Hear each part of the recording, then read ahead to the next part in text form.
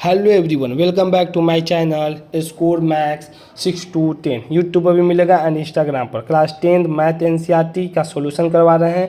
Exercise 6.3 chapter triangle है, chapter 6 triangle है। Question number देखिए 13।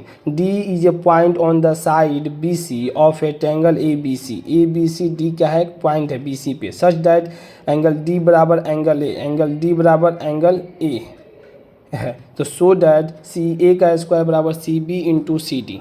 ठीक, ये दिया हुआ गिवन हमें अप्रूव करना है कि ये देखिए क्या करेंगे। आंसर के लिए सबसे पहले देखिए जो दिया है ना बराबर, पहले उसी को लिख लेते हैं। Triangle in triangle A D C and triangle B A C ले लिए। अब हमको सबसे पहले क्या करना पड़ेगा वो बताएं, पहले सिमिलर करना पड़ेगा। क्योंकि साइड इधर साइड ही है, तब साइड ही के बराबर दिया ना, एंगल तो के बराबर दिया नहीं, साइड के बराबर दिया है। तो साइड पहले हमको सिमिलर करना पड़ेगा, तब उसके कॉरस्पॉन्डिंग साइड को मल्टीप्लाई करेंगे तब ये वैल्यू आएगा। तो देखिए एंगल ए डी सी और एंगल बी ए सी ये गिवन दिया हुआ है। पहला तो हमको यहीं से मिल गया, दूसरा डी सी ए बराबर बी सी ए। हम हमेशा बताए हुए हैं कि आपको आसान ट्रायंगल को समझना है तो आपको इस लिखने तो आ जाएगा, मगर क्या लिखना है और कितना जल्दी लिखना है यहाँ से आपको जल्दी समझ में आएगा। देखिए यहाँ पर देखिए कुछ कॉमन है, अगर दोनों पार्ट में ए है तो देखिए ए कॉमन निकल जाएगा। ए और ए यहाँ पर भी, ए यहाँ पर भी है, ए है और सी भी है, सी भी है और ए भी है। यहाँ पर कोई दो भी कॉमन हो सकता है, सी भी है दोनों पार्ट में और ए भी है, तो दोनों में से एक तो कॉमन आ ही जाएगा। तो हम यहाँ पर हम कॉमन लिख दिए सी और सी को कॉमन ले लिए। जब दो बराबर हो तीसरा ऑटोमेटिक बराबर हो जाए। आपको बताया था थर्ड एंगल प्रॉपर्टी से, इसका मतलब triangle A D C similar हो जाए ट्रायंगल बी ए सी के बाई किससे, एंगल एंगल एंगल से। जैसे ही ये सिमिलर हुआ आपको बताया था कि कॉरस्पॉन्डिंग साइड, ये तो आराम से आपको सबसे इंपॉर्टेंट चीज़ है कॉरस्पॉन्डिंग साइड। देखिए कैसे ट्रिक बताते हैं आपको। कॉरस्पॉन्डिंग साइड निकालना है, अगर दिया है कि ए डी सी सिमिलर कर दिए बी ए सी के, तो हमें पहले ये देखना है कि दिया क्या है, सी ए दिया है। तो सबसे पहले ऊपर में क्या लिखते हैं, सी ए लिख दीजिए। सी ए कैसे लिखें, पहले यहाँ पर ध्यान दें, सी यहाँ और ए यहाँ पर भी सी यहाँ और बी यहाँ, बस इसको नीचे में लिख दिया। अब दूसरा हमें निकालना है क्या, बराबर कर दीजिए। अब इसमें क्या दिया, सी डी दिया और सी बी दिया, तो सी डी लिखते हैं। सी और डी देखिए सी डी, जब ऊपर में सी डी ऐसे लिखिएगा तो इसको भी आपको लिखना पड़ेगा सी और ए।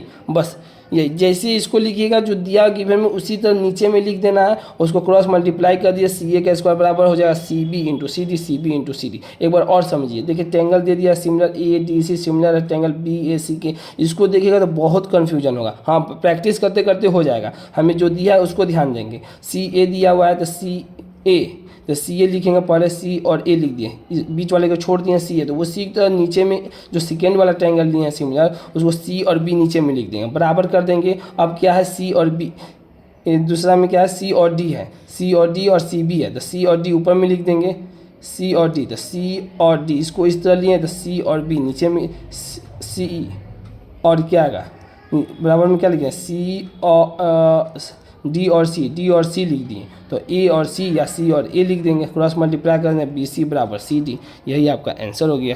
क्वेश्चन नंबर देखिए 15 देखते हैं। क्वेश्चन नंबर 15 क्या कहता है, a vertical pole of a length is 6 centimetre. एक पोल है जिसका लेंथ 6 सेंटीमीटर है, cast a shadow 4 metre long on the ground and at the same time the tower cast a shadow 28 metre long, find the height of the tower. दो है, एक pole है और एक टावर है।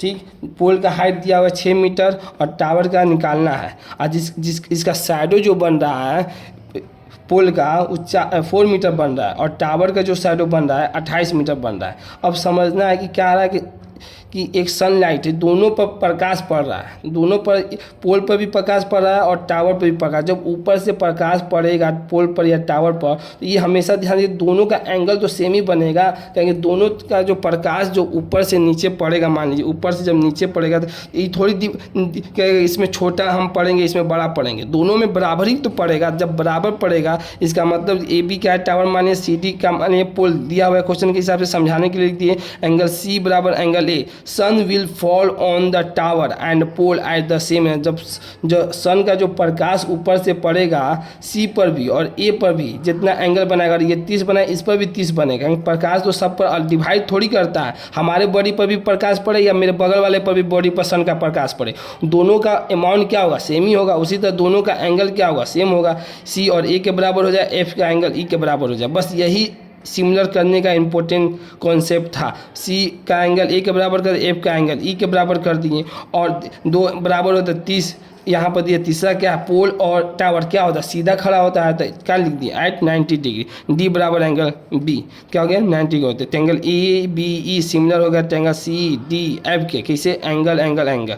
बस सिमिलर कर दें तो इसका साइड का प्रोपोर्शनली क्या होता है, प्रोपोर्शनल क्या होता है, बराबर होता है। तब यहीं पर बताएं आपको ए और बी, जब ऊपर में ए बी ले रहे हैं तो सी और डी नीचे में ले लीजिए, बी और ई ले रहे हैं तो इसको डी और एफ ले लीजिए। अब वैल्यू पुट कर दीजिए, ए और बी निकालना है हमको, और सी और डी कितना दिया 6 दिया है, और बी और ई कितना दिया 28 दिया है, और डी और एफ कितना 4 दिया है। कटा दिए 7 बार में, ए और बी का वैल्यू कितना 42। टावर का जो हाइट है वो कितना आ गया 42 मीटर आ गया। यही आपका आंसर आ गया। अगर वीडियो पसंद आई हो तो इसे लाइक करें, अपने दोस्तों के साथ शेयर करें और चैनल को सब्सक्राइब भी करें। Thank you so much.